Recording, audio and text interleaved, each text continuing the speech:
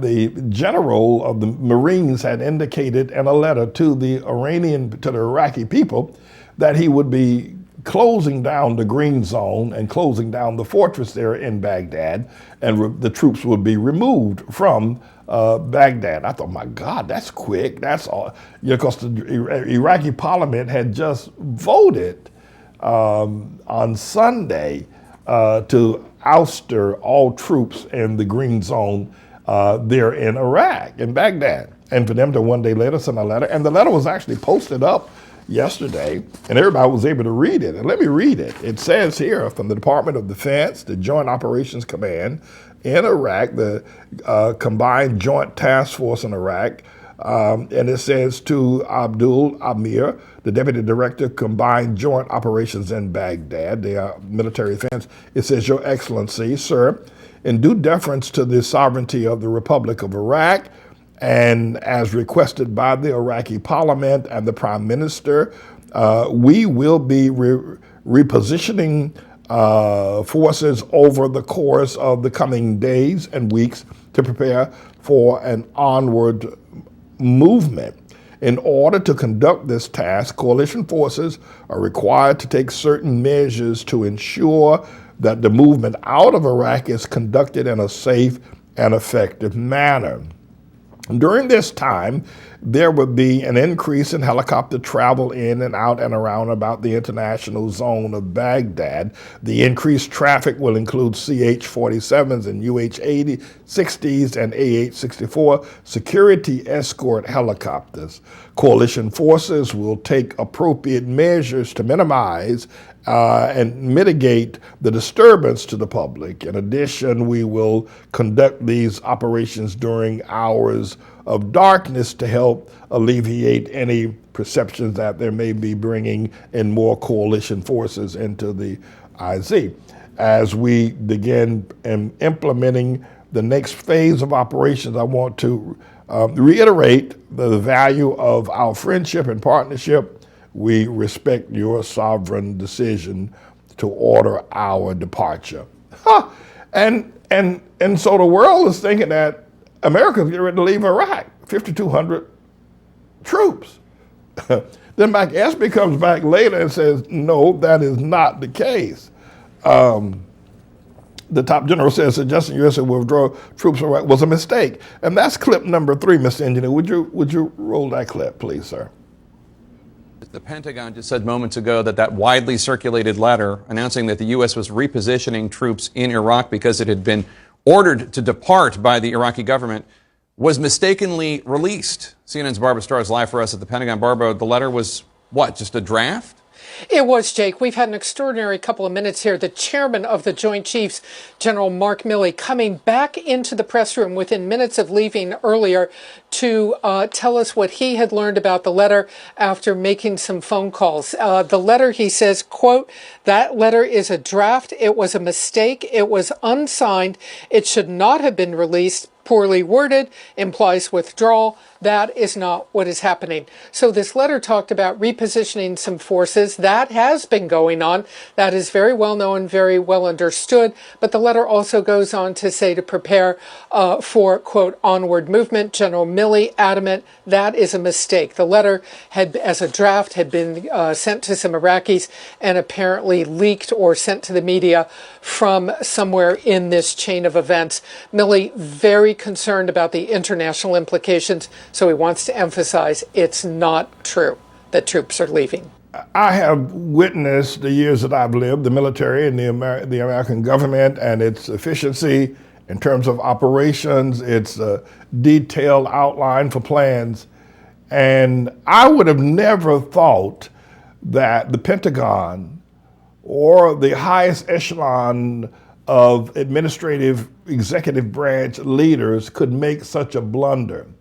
I mean, it's one thing to send out a letter with a typo where you spelled there with D-H-E-I-R rather than D-H-R-E, or some other kind of misstatement where a phrase was left out.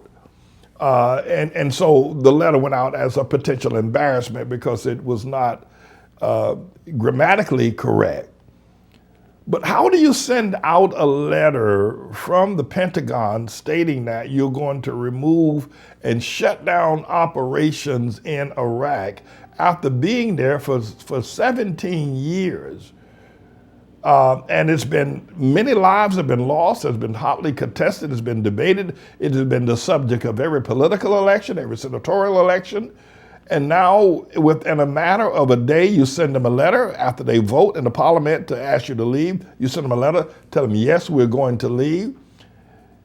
And then come to find out within 3 hours after that letter has been received in Iraq by the Iraqi parliament and military forces that it was a mistake. How do you make such a mistake? Well, I can tell you how you make such a mistake.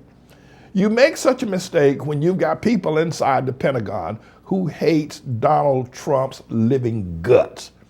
They hate the breath he breathes. They despise him. They think he's the most degenerate, ignorant, stupid thing that ever walked upright on planet Earth, with that blonde hair and that stupid red necktie everywhere he appeared. And he talks like a mafiosa 14-year-old. The way he swoons his words is so uncharacteristic of a diplomat or a person of a statesman quality. He behaves in such a way and thinks in such a way. And everybody knows he's lived a privileged life where he's never had to answer to anybody for anything. And so therefore, he lives a constrained life and he takes advice from nobody. They hate him in the Pentagon. They hate him. And so the letter was sent. And so Mike Espy comes back now and has to state quickly that the letter was a mistake. It wasn't a mistake. Now, they're not going to withdraw the forces, of course. They're not going to do that.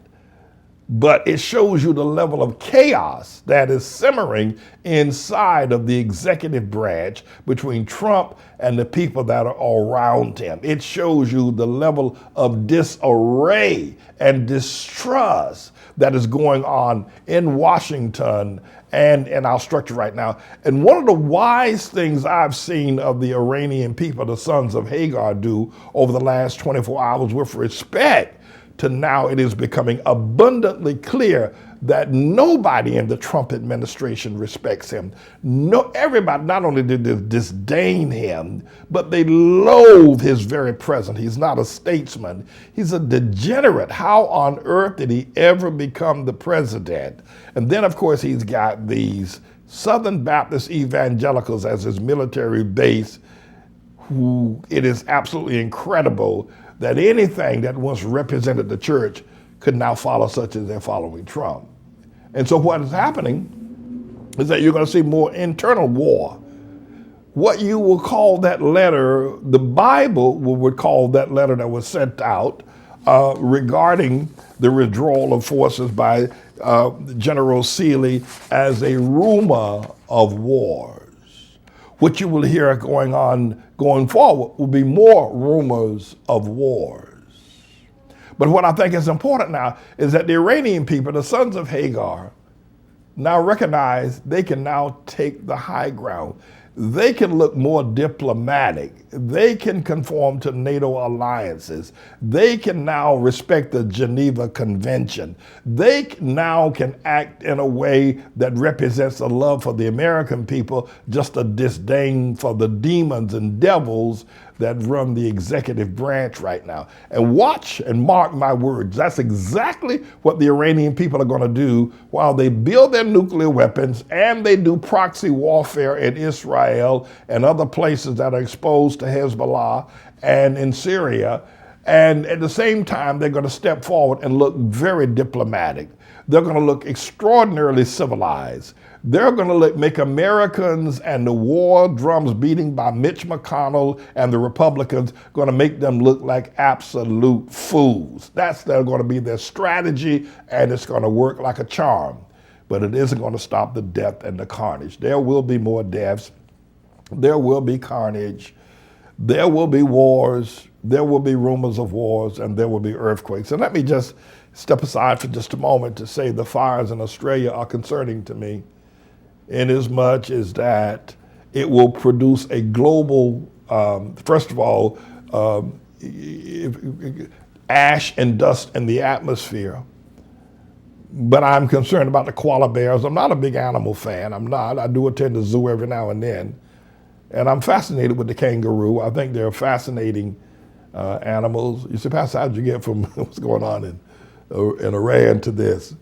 Because we're looking at a global statement by Jesus about wars and rumors of wars, about famines, about wars and earthquakes in diverse places.